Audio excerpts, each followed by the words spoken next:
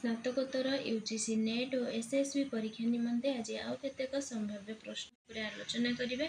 प्रथम प्रश्न, उत्कल दीपिका प्रथमे केउ आकार रे प्रकाश पाउथिला?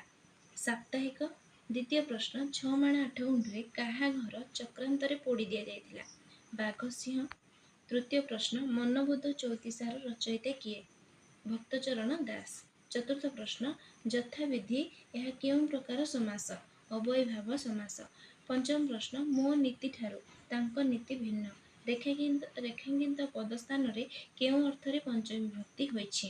भिन्नार्थक शब्द जोगे पंचमी विभक्ति होइछि। षष्ठ प्रश्न, रूढ़ीर मौलिक धर्म कौन? रूढ़ीर मौलिक धर्म हेउछि आविधानिक अर्थ त्याग करी एक विशिष्ट अर्थ रे प्रयोग होइଥାଏ। सप्तम प्रश्न, वीर रसर अधिदेवता किए? महेंद्र बा इंद्र।